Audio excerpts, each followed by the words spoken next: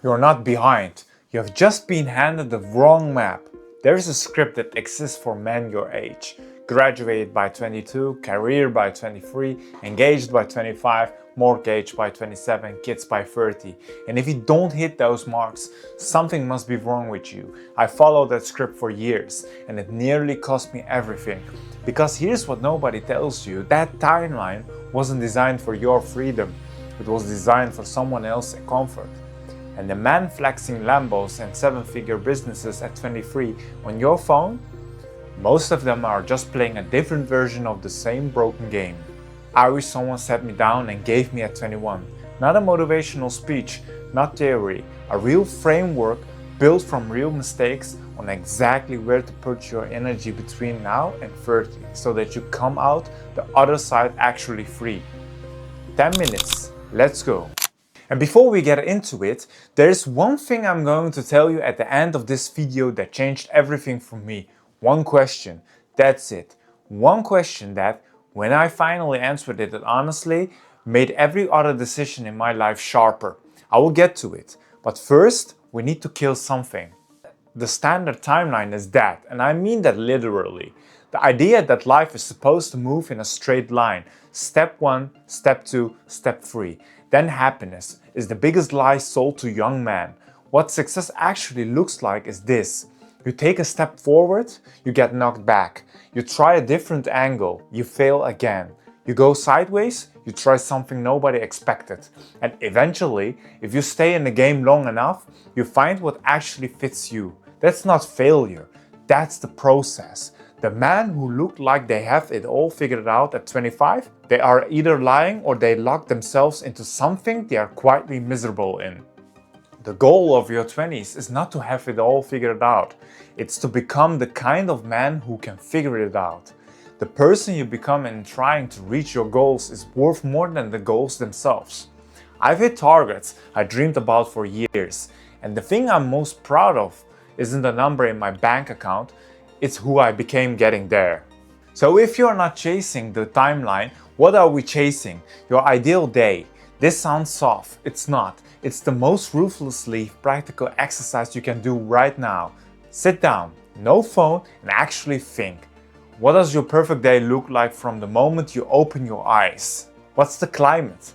Where are you? What do you do first? Where do you train? What do you do for work? Who are you around?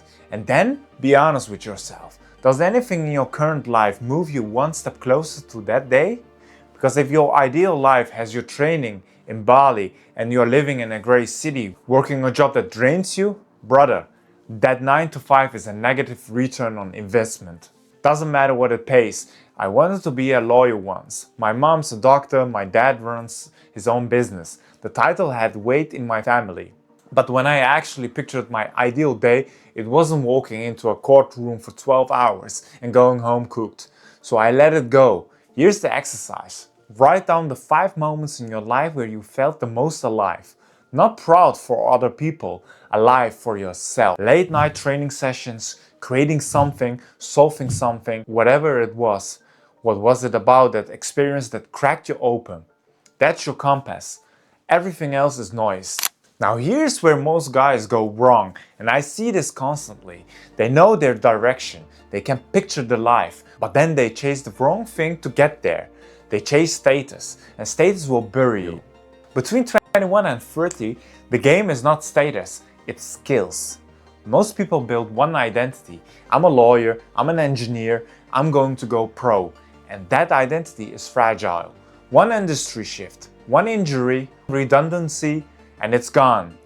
What you need instead are transferable skills: communication, sales, content creation, financial management, emotional control, discipline.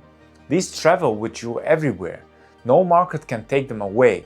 And right now, in 2026, 2027 and beyond, the container that holds all those skills is a personal brand. A personal brand is the one thing that can market every skill you have, using yourself as the vehicle. You learn something, you teach it, you build in public, you attract people who are going in the same direction. I started posting content while I was still in school, trying to become a lawyer. I was stacking skills the whole time. online business, content, finances, and when the moment came to make the jump, I was ready.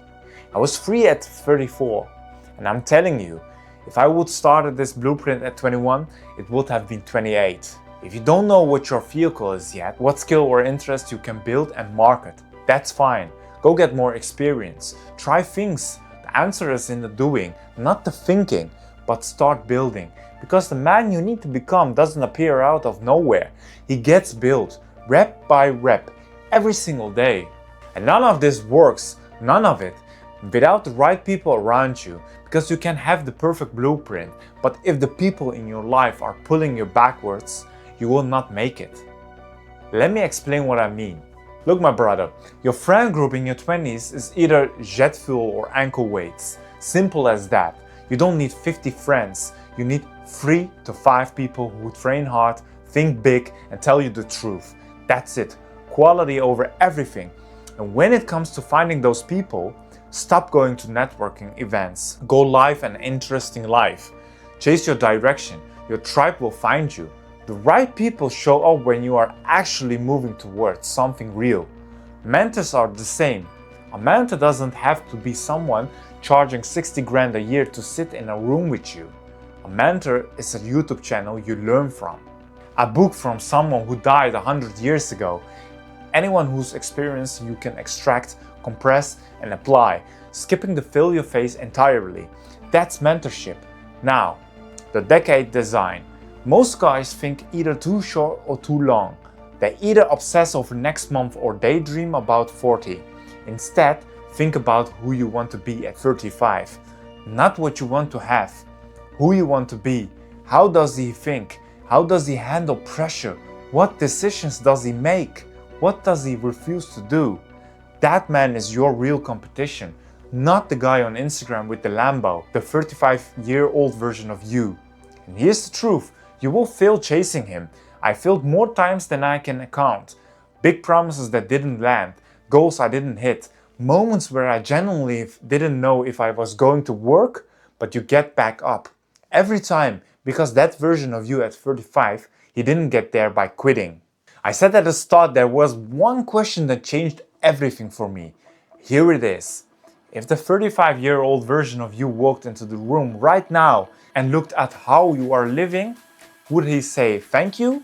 Or would he say, what the hell are you doing? That's the whole blueprint. Every morning, every decision, every habit, run it through that filter.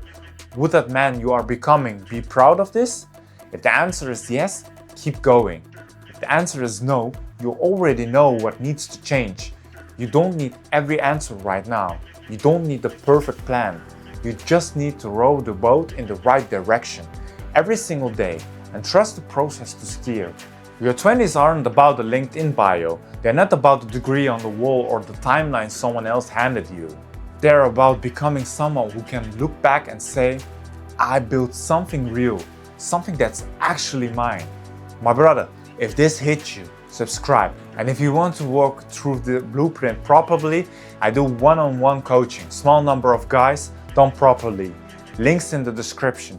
Do the exercises from this video, the 100 goals, the ideal day, the 5 moments you felt most alive. The anti-resume, these aren't optional. They are the work. Stay sharp, stay handsome, and I will see you in the next one.